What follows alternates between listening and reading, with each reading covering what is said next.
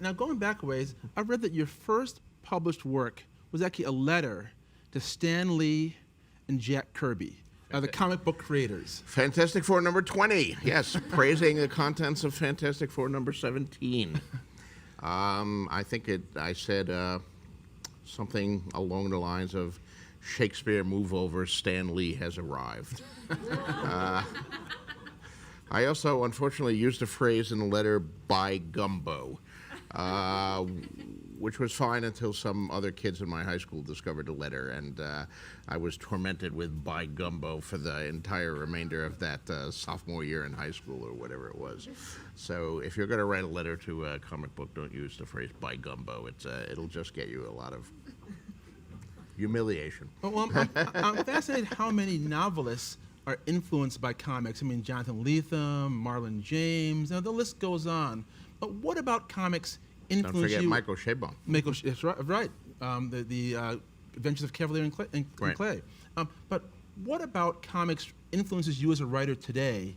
And can we see the influence of comics, your early comics on your work? And what are some of your favorite comics today?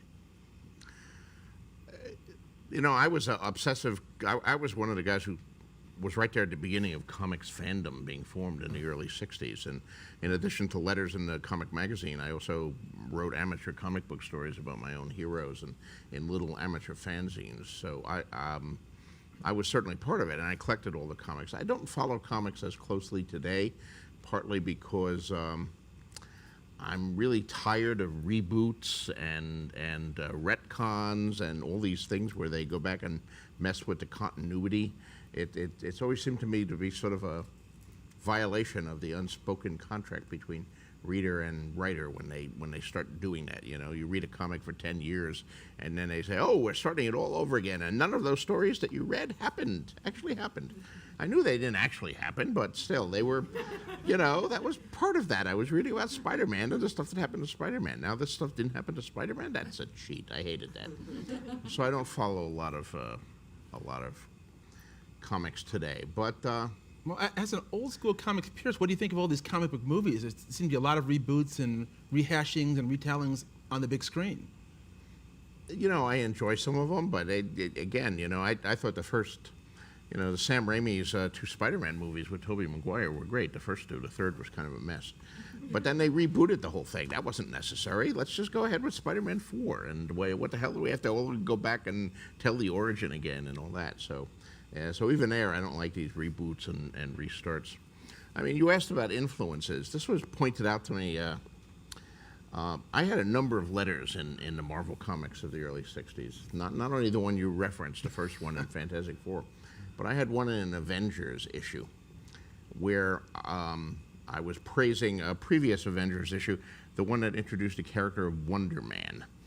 Now, Wonder Man, for those of you who are not up on the Avengers comics of the 1960s, Wonder Man was this new character who had appeared, and he joined the Avengers. He was very powerful, but he wasn't really a hero. He was really a villain who had been created by one of the Avengers' foes to destroy the Avengers from within, so he could become a member and then he could betray them.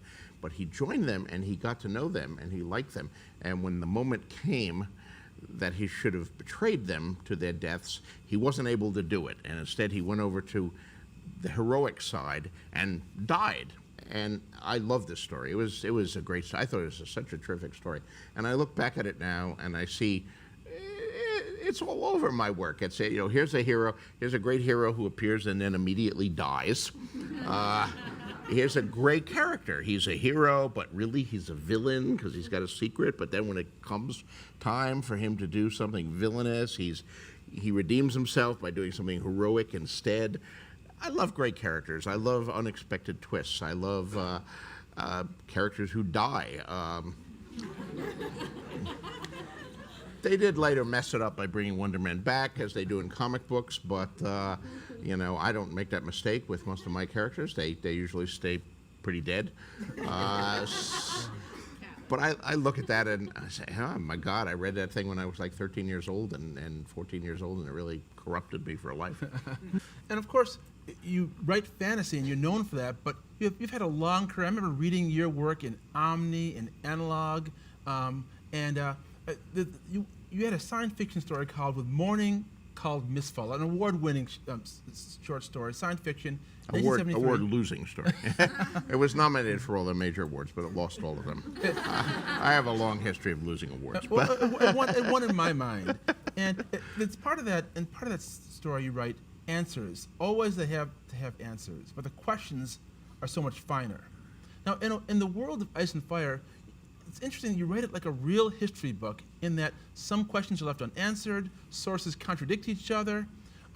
Why did you decide to leave so many answers, so many questions unanswered in the book and have so much contradiction? Is there a joy in that for you? Do you have the real answers in your head somewhere? As you say, I was trying to replicate a real history book. When I read about some of the sources I've drawn on, the Wars of the Roses or the 100 Years' War, or the histories of Scotland or England or France, you come across these wonderful stories, and then later you come across some other historians who said, no, that story was a later fabrication, none of it is true.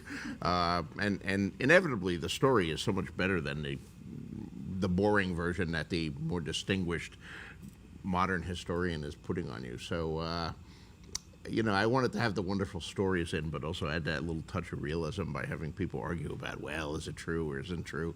Exactly how does it happen, There's that famous quote from the man who shot Liberty Valance, when truth and legend disagree, print a legend. So I print a legend, but I hedge my bets a little. But that's been fun.